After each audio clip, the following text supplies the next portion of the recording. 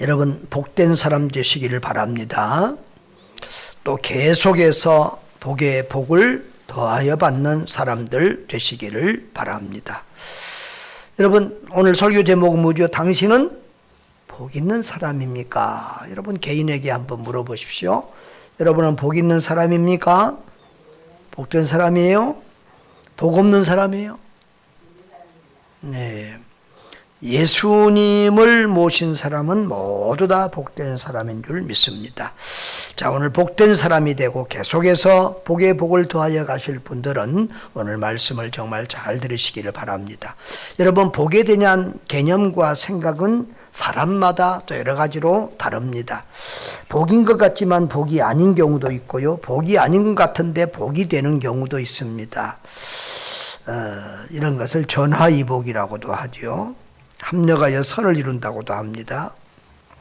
또 하찮은 복도 있고 절대적으로 중요한 복도 있습니다. 순간적인 복도 있고 영원한 복도 있습니다. 여러분, 그런데 또 세상 사람들이 좋아하는 복이 다르고 하나님이 좋아하시는 복이 다릅니다. 그런데 진정한 복은 하나님이 인정하시고 강조하는 복이 진짜 복인 줄 믿습니다. 오늘 주님께서 강조하시는 이 복이 진짜 복이라는 것입니다. 왜냐하면 하나님이 복의 근원이요, 복의 판단자요, 복의 주관자이기 때문입니다. 여러분, 예수님의 설교 중에서 예수님의 설교는 최고의 설교잖아요. 그런데 그 중에서도 최고의 설교를 산상수훈이라고 합니다. 또 산상주훈에서도 핵심은 팔복입니다.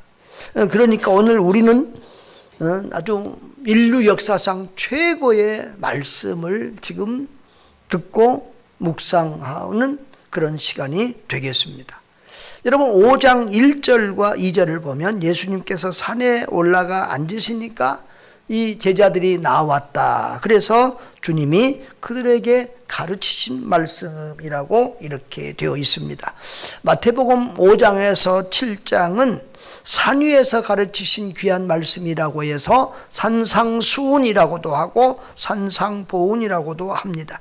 이것은 우리 기독교의 대강령이요 윤리 대헌장이라고 불리기도 하고요. 천국 시민 하나님 나라의 백성의 가치관과 윤리관을 묶어놓은 말씀입니다.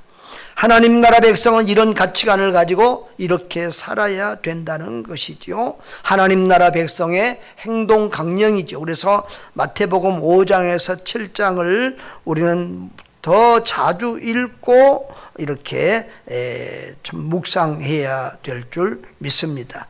그래서 마태복음 5장에서 7장까지는 좀 다 외우면 더더욱 좋습니다. 여러분, 그러니까 오늘 우리는 이 최고의 말씀 팔복을 보게 되는데요. 이 팔복의 말씀은 정말 우리가 금판에 새겨 놓아야 될 말씀이고 우리의 마음 신비에 꼭꼭 눌러 써야 될 말씀인 줄 믿습니다. 여러분, 이 팔복 말씀은요, 음미하면 음미할수록 은혜가 넘치고 생명력이 있습니다.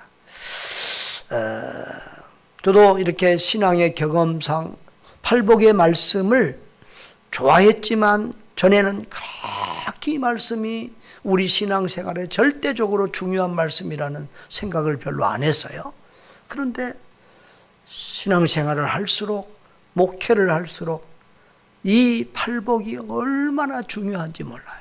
왜냐하면 우리가 처음에는 첫사랑, 그 겸손하고 간절하고 은혜를 사모하는 애절한 그런 신앙의 모습들이 있는데 우리가 시간이 지나갈수록 우리의 가슴이 묻어지고 첫사랑을 잃어버리고 습관적이고 종교적이고 타성에 젖은 그런 가난한 심령을 잊어버릴 때가 많아요. 올챙이 시절을 잊어버릴 때가 많다는 거예요. 그래서 우리가 다 천국 가는 그날까지 어린아이와 같이 초신자와 같이 첫사랑 때와 같이 초신자 때 같이 아무것도 모를 때처럼 이렇게 겸손한 심령으로 온유한 심령으로 하나님을 사모하는 이런 마음을 가져야 될 줄 믿습니다. 저는 언제부턴가 이 팔복의 말씀이 너무너무 좋아서 이 말씀을 전하고 싶었을 뿐만 아니라 이제 그 우리가 주일날에 우리 교회에는 좀 특징이 있습니다. 다른 교회에는 그 시편 교동문을 하는데 우리는 그거 대신에 이렇게 사도신경도 하고 주기도문도 하고 십계명도 하고 그러는데 이제 팔복을 좀 추가할 생각이 있습니다.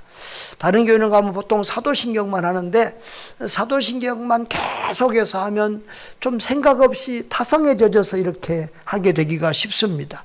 그래서 우리가 주기도문도 하고 십계명도 하는데 이게 이제 그때마다 조금 시즌에 따라서 좀 달리 할 때가 있습니다. 성탄절이 있는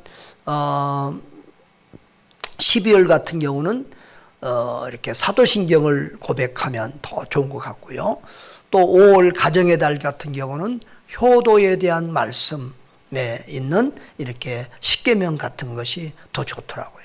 아무튼 이 팔복도 우리가 가끔 이렇게 다시금 또 읽고 반복하면서 암송하고 묵상하면서 이 팔복의 복이 주님 천국 갈 때까지 우리에게 계속될 수 있기를 주의 이름으로 축복합니다.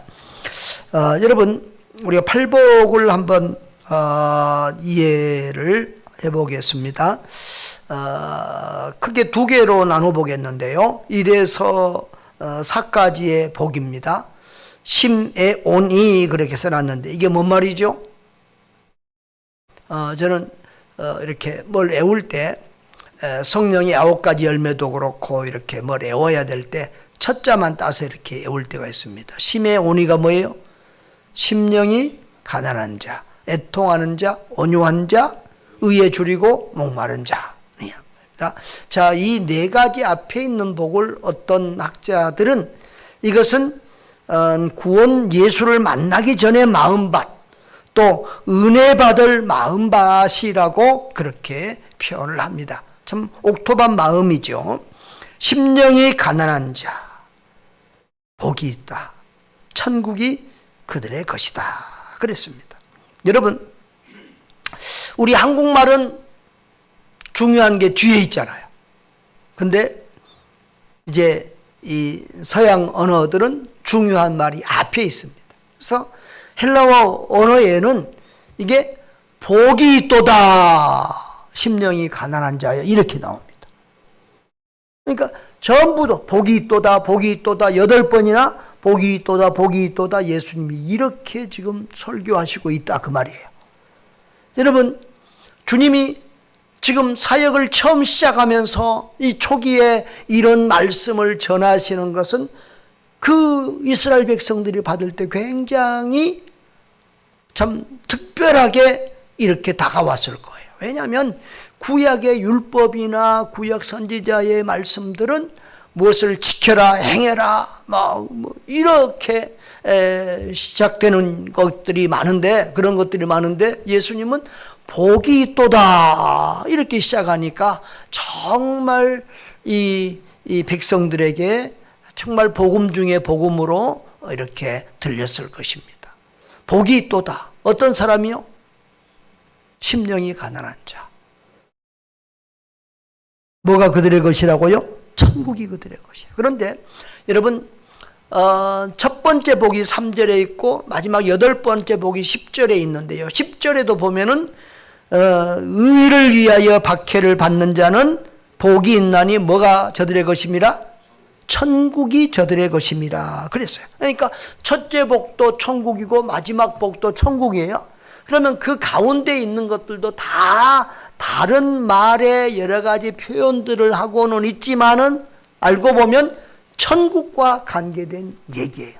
그러니까 복 중에 최고의 복은 천국인 줄 믿습니다. 그 천국, 우리가 죽어서 가는 영원한 천국도 있지만 지상에서 누리는 천국도 있어요. 예수님을 모신 마음, 예수님이 주인된 마음이 천국인 줄 믿습니다.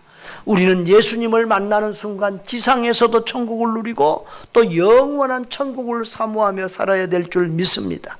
그런 성도가 진짜 성도고 성령 충만하고 믿음 생활을 잘하고 있는 성도입니다. 여러분, 여기 심령이 가난하다 그 말은 이게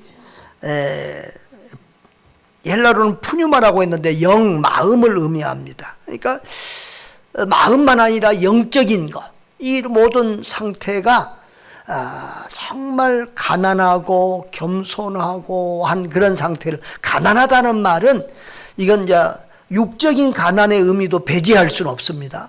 그런데 사실은 육적으로 가난한 사람들도 마음이 더 이렇게 심령까지도 가난해질 수 있습니다. 겸손해질 수 있다니, 가난하다는 말은 겸손을 지금 의미하는데요. 겸손해질 수가 있어요. 그래서 보면 육체에 병든 자들과 뭔가 이 세상에서 어려운 상황 속에 가난하고 또 질병이 있고 뭔가 문제가 있고 힘든 사람들이 심령이 가난한 사람일 가능성이 많아요. 그래서 성경에 보면은 나는 자기가 안 것처럼 하고 똑똑하고 잘난 것처럼 하고 최고인 척하는 바리새인과 제사장들보다 정말 가난한 심령을 가진, 나는 죄인이라고 애통하는 그런 병자들, 죄인들, 또 그런 연약한 자들이 오히려 예수님 앞에 나오고 예수 믿고 은혜 받고 복을 받은 줄 믿습니다. 그래서 이 가난한 심령, 이런 사람들이 오히려 복을 받는다는 거예요. 그래서 오히려 가난한 사람들이, 지역의 사람들이 예수를 잘 믿어요. 지금도 보면 이 선교지에서 부흥하는 나라들은 다 아프리카나 이 동남아나 이 가난한 나라들에서 복음이 잘 받아지고 부흥을 해요. 그래서 저도 이렇게 그런 것을 알았기 때문에 신학교 다닐 때부터 나는 부자 동네 가서 목회하기보다도 가난한 곳에 가서 목회하겠다는 그런 생각을 하고 또 지금까지 이렇게 하나님의 이끄심 속에서 왔는데요. 여러분, 어찌하든지 부유하든지 가난하든지 병들었든지 건강하든지 우리가 가난한 심령을 가지려고 일부러 가난해지고 일부러 병들고 일부러 망하고 일부러 어려울 필요는 없죠. 그러나 중요한 것은 뭐예요? 우리가 어떤 상태에 있든지 겸손하고 가난한 그런 심령 가지시기를 주의 이름으로 축복합니다. 그럴 때 그 천국이 그들의 것이다. 그 아들의 마음에 천국이 이루어지고 이런 사람이야말로 영원한 천국의 주인이 될 사람이라는 거죠. 아멘. 두 번째로, 애통하는 자는 복이 있나니 그들이 위로를 받을 것이며 그랬습니다. 여러분, 애통하는 자는 왜 애통합니까? 내 마음속에 자기가 하나님 앞에서 볼 때 자기 마음에 위가 없는 거예요. 하나님 앞에 내놓을 게 없는 거예요. 그래서 애통하는 거예요. 여러분, 이사야서 6장에 보면은 저 주님 앞에 하나님의 전에 가서 기도할 때 거룩하신 하나님을 배우니까 자기가 죄인이라는 걸 깨닫고 애통하게 됩니다. 여러분, 우리가 그냥 나보다 더 큰 사람을 보면은 내가 죄인 괴수구나 이런 생각이 잘 안 듭니다. 그런데 하나님 앞에 서면은 어때요? 우리는 죄인이다, 죄인 괴수라는 생각이 듭니다. 그럴 때 우리는 애통하는 마음, 겸손한 마음을 가지게 됩니다. 하나님은 이런 애통하는 마음을 가진 사람, 겸손한 마음을 가진 사람을 좋아합니다. 이사야서 57장 16절 후반부에 보면은 또한 애통하고 그 마음이 겸손한 자와 함께 있나니, 하나님이 어떤 사람하고 함께 있다? 통회하고 마음이 겸손한 자와 함께 있나니 이는 겸손한 자의 영을 청색으로 바꿔보세요. 청색으로. 빨간색으로 하니까 내가 잘 눈이 안 보여. 자, 통회하고 마음이 겸손한 자와 함께 있나니 이는 겸손한 자의 영을 소생시키며 통회하는 자의 마음을 소생시키려 함이라. 아멘. 주님은 어떤다고요? 통회하고 겸손한 사람과 함께하고 그런 마음, 그런 사람을 살려주신다는 거예요. 할렐루야. 여러분, 그 다음에 세 번째 복이 있습니다. 온유한 자는 복이 있나니 그들이 땅을 기업으로 받을 것이며 그랬습니다.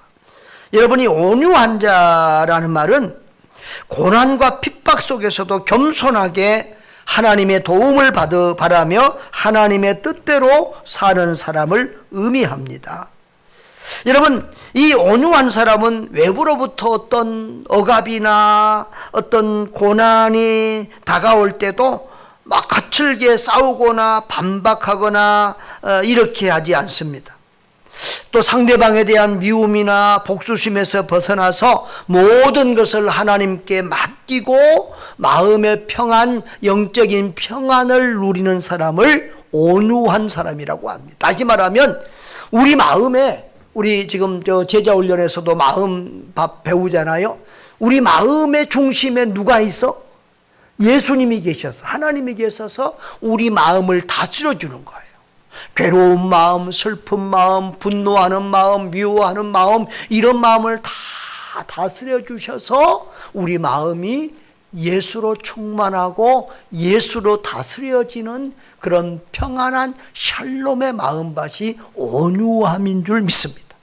여러분, 이런 사람은요, 남들이 볼 때는요, 약하게 보이고 힘없어 보이고 그렇지만은요, 이런 사람이야말로 외유내강의 사람이에요.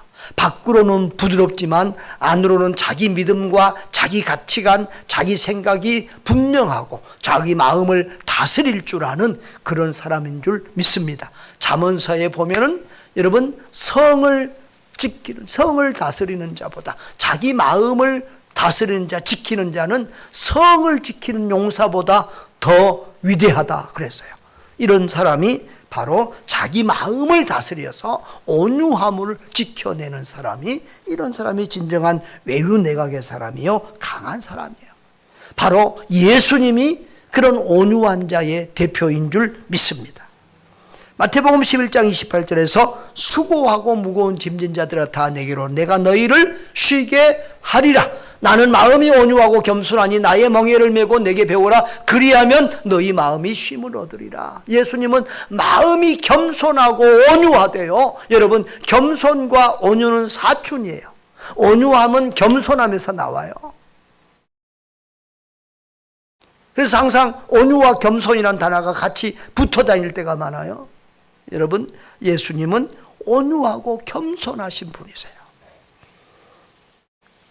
그럴 때 우리도 예수님처럼 마음의 쉼, 평안을 누리며 살게 될 줄 믿습니다. 그런데 다른 복들은 다 이렇게 마음의 복, 천국의 영적인 복, 이런 복인 것 같은데 이 복은, 온유한 자는 복이 뭐예요? 땅을 기업으로 받을 것이래요. 와, 그러면 우리가 요즘 땅이 얼마나 비싼데요? 완전히 떼부자 되겠네요. 그렇죠? 여러분, 물론 온유한 사람이 세상의 땅을 기업으로 받을 수도 있어요. 왜냐하면 온유한 사람이 오히려 이렇게 하나님의 은총을 받아서 잘 되는 경우도 있어요. 영국의 청교도들이 박해를 피해서 아메리카 대륙으로 갔잖아요. 고생했지만 복된 땅, 미국 아메리카 대륙을 주인이 되어서 그 미국의 잘 사는 땅을 이루기도 했어요. 그러나 여기서 더 강조하고 있는 것은 사실은 천국의 땅을 기업으로 받게 되는 그런 의미가 더 강해요. 왜냐하면 신구약 성경의 모든 복은 어디로 귀결되어 있어요? 결과적으로는 하늘의 기업, 하늘의 상을 받는 것으로 귀결된 줄 믿습니다.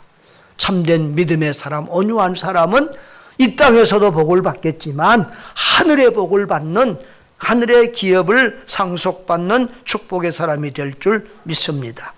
네 번째 복이 있습니다. 의에 줄이고 목마른 자는 복이 있나니 그들이 배부를 것입니다. 그랬습니다. 여러분, 이 의는 윤리적인 의도 있고 종교적인 의도 있습니다. 여러분, 우리는 예수 그리스도의 십자가의 보혈의 은총으로 의롭다 칭함을 받는 사람들인 줄 믿습니다. 여러분, 예수 그리스도를 믿음으로 그 예수로 말미암아 우리에게 의가 주어져요. 칭의. 또 이것은 또 때로는 하나님의 공의를 말하기도 합니다. 이렇게 우리가 주님 안에서 의롭다 하심을 받고 의로우신 우리 하나님을 따라 그렇게 살아갈 때 하나님께서 우리를 배부르게 하신다 그랬어요.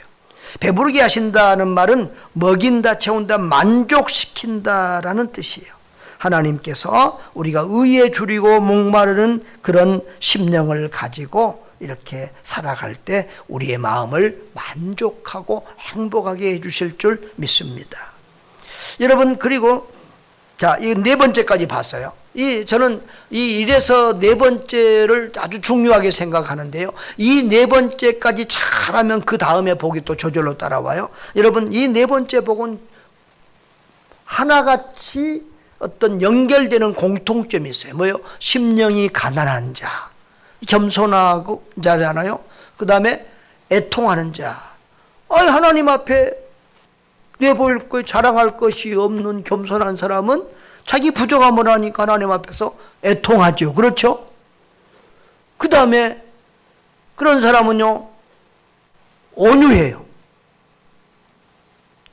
왜? 자기가 잘난 게 없으니까 남을 공격하고 싸울 게 없어요. 자기가 못나고 부족하니까. 그 다음에 자기가 의로운 게 없고 잘난 게 없으니까 하나님의 은혜와 의를 이렇게 사모하고 구하고 추구하게 되어 있는 거죠. 무슨 말씀인지 이해가 되십니까? 이 네 가지가 하나로 이렇게 연결되는데 바로 심령 가난의 복이죠. 여러분, 이런 말씀을 묵상하면서 늘 이런 마음밭을 가지고 이런 복된 삶을 살 수 있기를 꼭 기도하고 노력하시기를 바랍니다. 여러분, 꼭 이 팔복의 말씀을 암송하시되 정 안 되면 1절이라도 붙들고 사세요. 첫 번째 절 3절이라도. 심령이 가난한 자는 복이 있나니 천국이 그들의 것입니다. 자, 첫 번째 네 개 우리 외워봅니다. 심에 온 의. 심에 온 의입니다. 이것이 복된 마음, 그리고 복받을 마음 밭이죠. 그 다음에 5에서 8절까지의 8번째까지의 복, 극마화의입니다. 자, 아까도 마지막이 뭐였어요? 의, 심에 온 의. 그 다음에 두 번째도 8번째 복도 극마화의. 네. 어렵지 않습니다. 자, 긍휼히 여기는 자는 복이 있나니 저희가 긍휼히 여김을 받을 것이며, 마음이 청결한 자는 복이 있나니 그들이 하나님을 볼 것이며, 화평하게 하는 자는 복이 있나니 그들이 하나님의 아들이라 일컬음을 받을 것이요, 의를 위하여 박해를 받는 자는 복이 있나니 저들이 천국이 그들의 것입니다. 할렐루야. 여러분, 저는 이 암송을 잘 못해요. 기억력이 별로 안 좋아요. 그런데도 다 이렇게 외웠잖아요.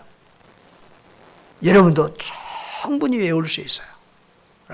계속 그것을 묵상하시길 바라요. 자, 5번째 복 보십시다. 이 5번째에서 8번째 복은 뭐냐 그러면은, 이 첫 번째에서 4번째 복은 은혜 받을 마음밭이에요. 그러면 이제 5번째에서 8번째 꼭 딱 맞아 떨어지진 않아요. 그래서 학자들도 이것을 말한 사람이 있고 안 한 사람이 있어요. 박윤선 박사님 같은 경우는 이 5번째에서 8번째는 이 은혜 받은 사람, 구원받은 하나님의 백성이 지키고 살아야 될 그런 자세, 그런 태도라고 말을 하기도 합니다. 자, 그런 사람은, 자, 은혜 받은 사람은 어때요? 긍휼히 여겨야 돼요. 그러니까 이웃 간의 관계 속에서 우리가 남을 불쌍하게 여겨야 돼. 왜? 우리가 하나님이 나를 불쌍히 여기셔서 내가 구원받았잖아요. 우리 의로서는, 우리가 잘나서는 구원받을 사람 아무도, 우리는 전부 다 하나님의 은혜로 하나님이 우리를 불쌍히 여겨주셔서 구원받은 거예요. 아멘? 자기에서 받은 사람 하나도 없어요. 어떨 때는 저는 내가 막 죽기 전에 이렇게 기억이 있으면 숨 넘어가기 전에 주여 나를 긍휼히 여겨주셔서 그렇게 기도하고 싶을 때가 있어요. 정말 주의 긍휼을 우리는 발휘하고 살아야 될 사람들이죠. 자, 그런데 긍휼을 받았는데 남을 긍휼히 여겨주지 않으면 이 사람은 어떻게 돼요? 여러분 성경에도 예수님이 그러잖아요. 응? 만데나리온 빚진 사람 용서해 줬는데 그 사람은 가서 자기한테 빚 조금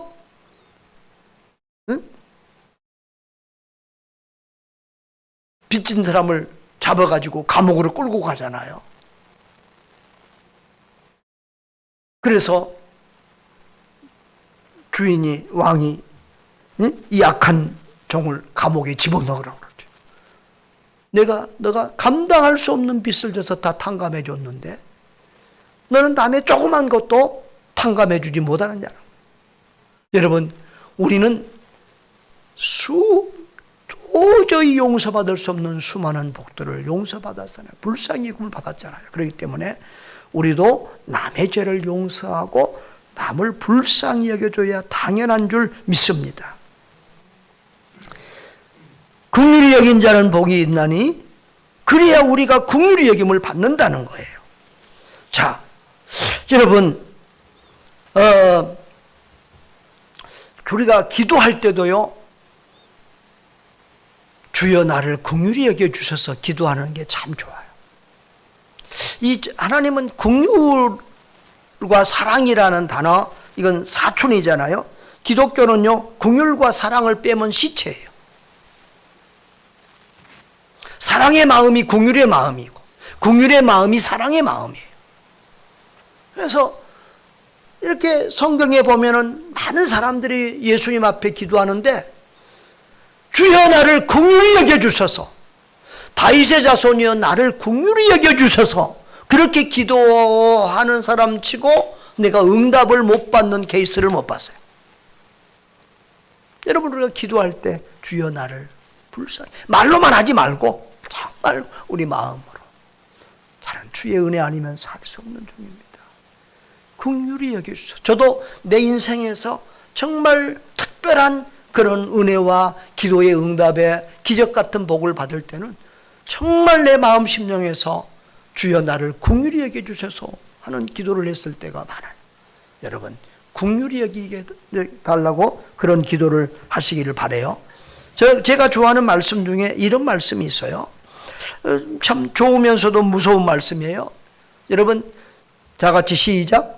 긍휼을 행하지 아니하는 자에게는 긍휼 없는 심판이 있으리라. 긍휼은 심판을 이기고 자랑하느니라. 여러분 왜 우리가 심판을 이기죠?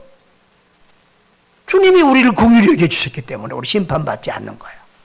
그런데 우리가 긍휼을 행하지 않으면 뭐 한다고요?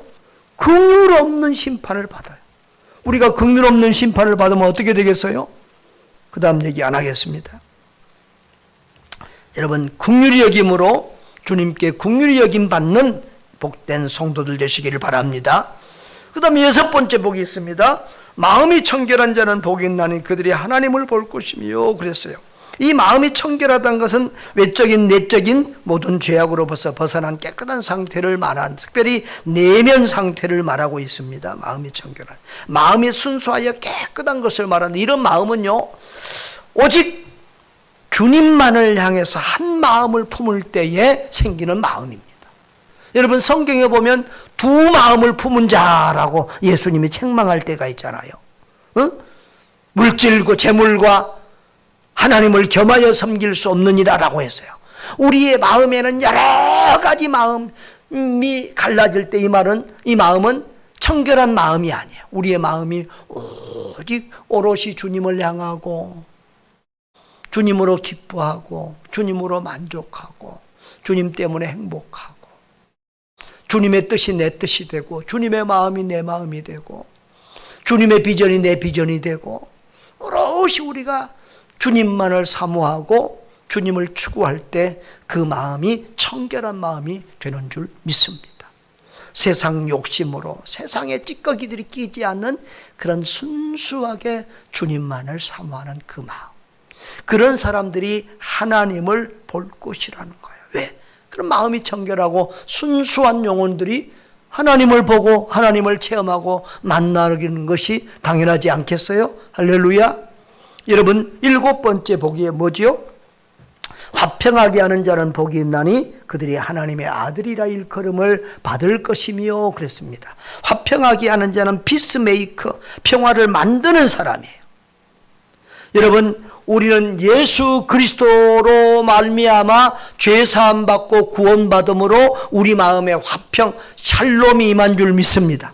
우리는 하나님과의 먼저 샬롬, 화평을 이루어야 됩니다. 그런 사람들은 사람들과의도 화평을 이루어야 돼요. 부부간의 화평을 이루고, 가정에서 화평을 이루고, 교회에서 화평을 이루고, 직장에서 학교에서 우리 만나는 사회 속에서 우리 그리스도인들은 화평하게 하는 자가 되어야 될 줄 믿습니다. 시끄럽고 다투는 그런 분위기에 가서도 우리가 가면 서로 사랑하고 이해하고 화평하고 웃음꽃이 피는 분위기를 만드는 사람들이 되어야 될 줄 믿습니다. 요즘 우리 한국 교회의 상황을 보면은 우리 목사들이, 성도들이 오히려 세상을 미워하고 서로 증오하고 서로 싸우게 만들고 이렇게 하는 것을 보면 답답한 마음이 들 때가 있어요. 우리 지금 지상 천국이 이루어질 수는 없잖아요. 물론 공산당이 쳐들어와서 비상 상황이 되면 몰라도 그렇지 않은 일반적인 상황에서 우리가 세상 것이 우리 마음대로 온전하게 되지 않을지라도 우리는 기도하면서 기다리면서 화평을 이루어가는 그런 어떤 사람들 될 수 있기를 주님의 이름으로 축원합니다. 가정에서고 교회에서고 어디서고 나하고 똑같은 사람 없어요. 근데 나하고 똑같지 않다고 너 왜 그러냐고 서로 싸우고 이렇게 비방하고 이런 사람이 아니라 서로 이해하고 사랑하고 관용하고 인내하고 그렇게 평화를 만들어가는 저와 여러분 될 수 있기를 주님의 이름으로 축복합니다. 그런 사람을 세상 사람들은 하나님의 아들이다, 하나님의 딸이다, 역시 예수 믿는 사람 다르구나 이렇게 말하는 거예요. 그런 세상에서도 인정받는 하나님의 자녀들 되기를 바랍니다. 8번째 복은 의를 위하여 박해를 받는 자는 복이 있나니 천국이 그들의 것입니다. 그랬어요. 참 이 복은 특이하죠. 어떻게 의를 위하여 박해를 받는 것이 복이? 사실은 8가지 복이 다 그래요. 애통하고 가난한 게 뭔 복이냐 이렇게 할 수 있는데 의를 위해서 박해를 받는, 여기 의를 위하여 박해를 받는다는 말은 그 다음 절에 보면 예수님을 위하여 나로 말미암아 그랬잖아요. 예수님 때문에 박해를 받는 것을 말해요.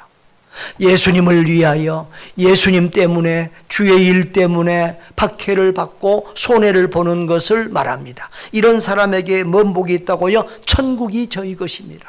이런 어려움을 겪을 때 우리는 슬퍼하고 원망하고 탄식할 것이 아니라 기뻐하고 뭐하라고요? 즐거워하라고 그렇게 말씀하고 있습니다. 여러분, 오히려 이상하게도 이 복은 8복 중에서도 3절이나 이렇게 10절, 11절, 13절이나 있으면서 강조되고 있습니다. 여러분, 그 당시 예수님 당시에 이 마태복음이 기록될 당시에 성도들은 엄청난 박해 가운데 있었습니다. 그런 박해 가운데서도 예수님을 생각하고 믿음을 지켜내고 주를 위하여 손해보고 고난받는 자에게는 하나님이 큰 복을 주신다는 거예요. 그러므로 오히려 기뻐하고 즐거워하라 그렇게 말하고 있습니다. 여러분, 우리 기독교는요 시작부터 지금까지 이상하게 박해 속에서 자라왔습니다. 그런데 우리 생각에는 박해가 없는 평안한 시간이 오래 지속되고 부유하고 잘 사는 세상이 되면은 오히려 더 좋을 것 같은데 기독교는 그러지 않았습니다. 오히려 기독교가 로마의 박해를 받았던 300년 동안은 오히려 교회가 건강하고 성도들이 건강했습니다. 그런데 로마가 기독교를 국교로 공인하고 이 기독교가 정치적인 힘, 경제적인 힘, 세상의 모든 힘을 가지고 그 중세를 호령할 때 교회는 번질되고 타락했습니다. 여러분, 이 10월이 종교개혁의 달이잖아요. 그래서 종교개혁이 일어난 거예요. 우리나라도 마찬가지. 3.1운동을 저는 굉장히 귀하게 보는 사람인데, 왜냐하면 교회가 주도한 운동이기 때문에 그렇습니다. 교회를 중심으로 3.1운동, 만세운동이 일어났습니다. 우리나라에서도, 저 일본에서도 한국인들이 있는 모든 곳에서, 일본에서, 또 미국에서, 또 러시아에서, 중국에서, 한국에 있는 이 모든 것, 3.1절 하루만 아니라 1년 내내 계속됐어요. 바로 이런 모습이 온 세계에 비춰져서 대한민국 사람들은 저렇게 독립을 원하고 있구나. 그것이 해방으로까지 이루어 연결되어진 줄 믿습니다. 여러분, 그때 그 운동을 주도하던 애들이 기독교인들이었습니다. 1%도 안 될 때였습니다. 그때는 세상에서 기독교인들이 칭송을 받고 그렇게 영향력이 있었습니다. 기독교인들이 정직하고 깨끗했습니다. 그래서 어떤 탐관오리들은 기독교인들이 많은 동네는 그쪽으로는 발령을 안 받으려고 그랬어요. 왜? 들어오는 뇌물이 없으니까. 여러분, 그런데 지금은 우리 한국 교회가 20% 정도의 우리 한국에 기독교인이 있습니다.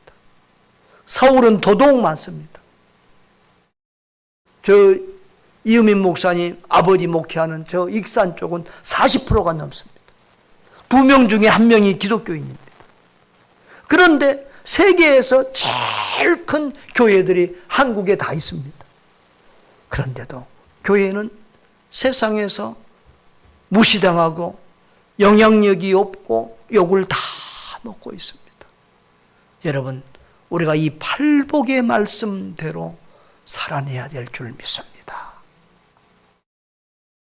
이 팔복의 말씀을 붙들고 정말 진정한 주님이 원하시는 기독교를 만들어내야 되고 그런 그리스도인이 돼야 될 줄 믿습니다. 그럴 때 하나님께 영광이 되고 정말 이 지상에서 교회다운 교회 운동을 우리가 바로 하게 될 줄 믿습니다. 사랑하는 여러분, 우리 주님은 우리에게 복 주시기를 원하십니다. 이미 복을 주셨고 앞으로도 계속해서 이 복을 누리며 살기를 원하십니다. 여러분, 심애온의 극마의, 다시 한번 시작. 심애온의 극마의 8번자를 꼭 기억하시기를 바랍니다. 할 수 있지요? 한 번 더 다 같이 시작. 심애온의 극마의. 여러분, 다 잘 기억이 안 나오면 하여튼 한 첫 번째 심령이 가난한 자는 복이 있다, 그 말 한 가지라도 기억하십시오. 그래서 꼭 정말 우리가 겸손한 심령으로 정말 주님의 은혜 아니면 나는 살 수 없습니다라는 그런 애통함과 의에 줄이고 목마른 심령으로 주님을 찾고 구하고 그런 자세로 예배하고 그런 자세로 교회를 섬기고 그런 자세로 사람들을 만나고 그런 자세로 전도하고 선교하고 하나님께 영광 돌릴 수 있기를 바랍니다. 이 팔복의 마음을 가지고 사는 사람들은요, 늘 은혜 충만하고 성령 충만한 삶을 살 수 있어요. 마음 천국을 이루면서 살 수 있어요. 그리고 저 영원한 천국의 복을 누릴 축복의 사람들 될 줄 믿습니다. 그런 복을 누리고 그런 복을 자랑하고 그런 복을 전하여 나도 살고 너도 살고 우리 모두를 살리는 그런 복된 성도들 되시기를 주님의 이름으로 축원합니다.